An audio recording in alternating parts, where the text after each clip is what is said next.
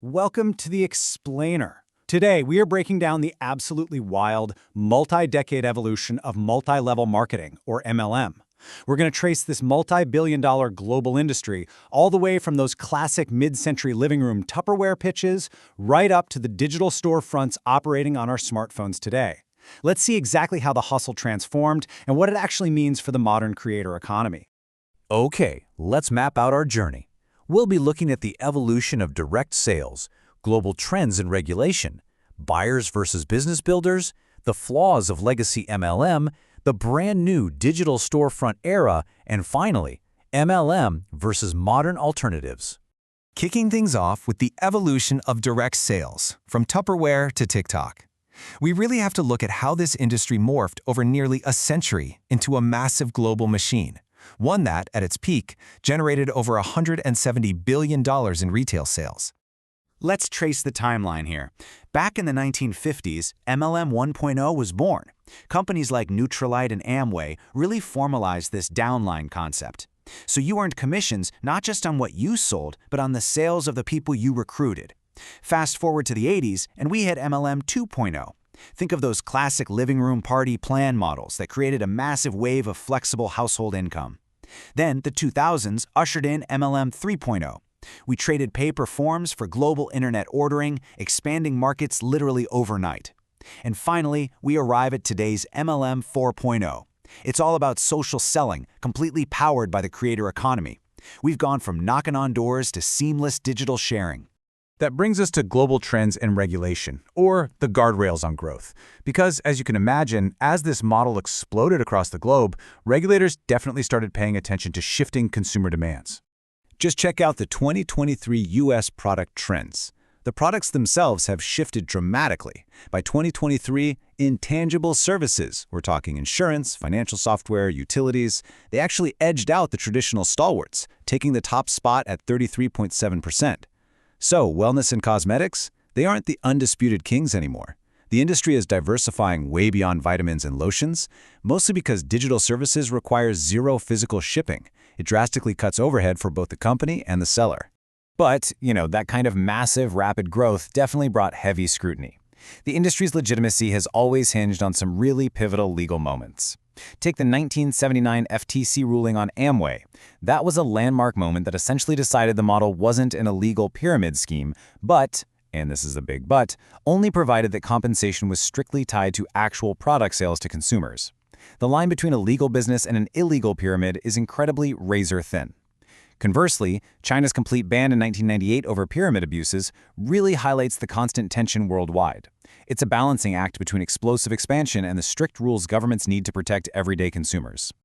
Next up, buyers versus business builders, the reality check.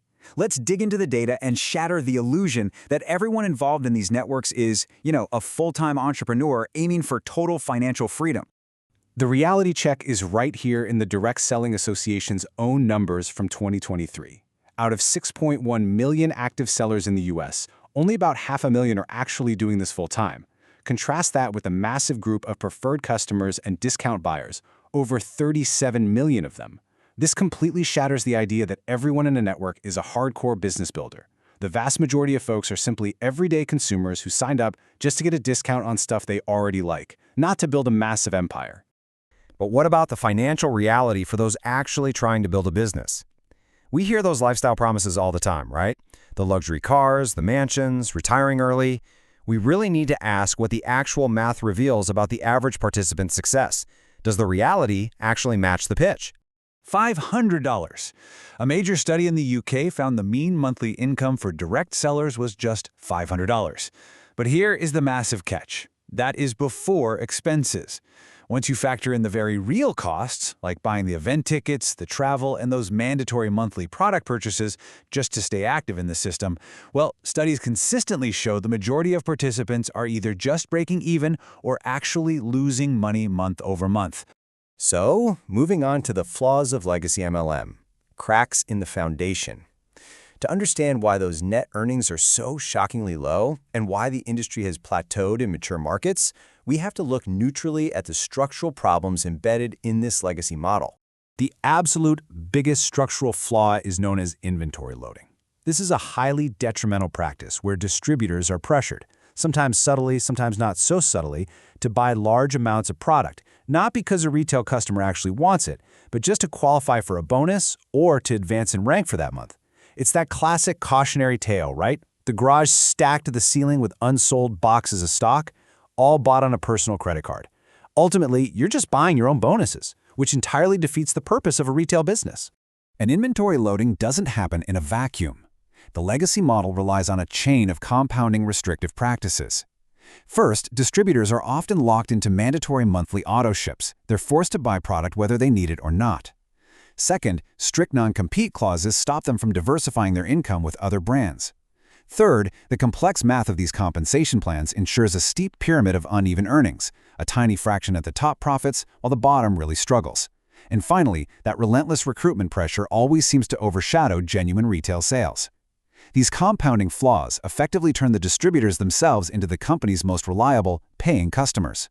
Which brings us to the digital storefront era, network marketing 4.0.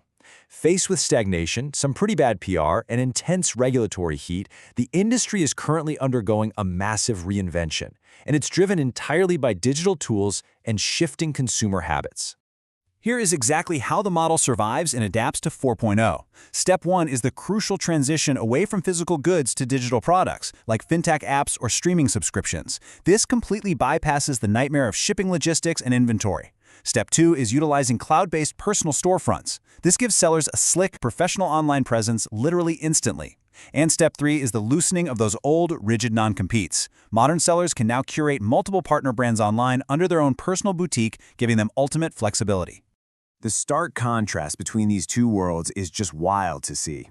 On one hand, you've got the heavy burden of the old-school legacy approach, garages full of expiring stock, messy paper tracking, and the awkward pressure of pitching your friends at hotel meetings.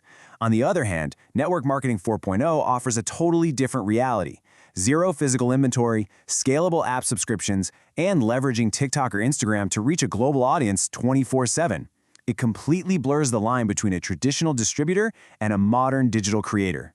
So let's look at MLM versus modern alternatives and where the future heads. Let's pull this all together by directly comparing traditional network marketing to the booming affiliate and influencer economies, because right now they are competing for the exact same ambitious entrepreneurs. Let's break down this risk and reward matrix.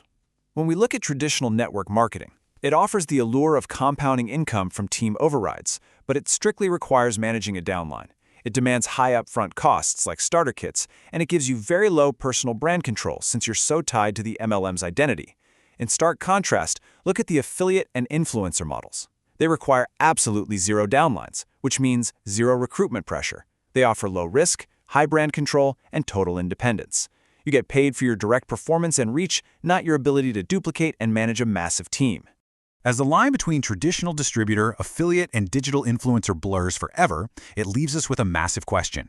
Can legacy network marketing companies genuinely abandon their heavy reliance on recruitment and survive by focusing strictly on genuine retail customers? Or will this new, flexible, digital-first creator economy just completely replace the old model?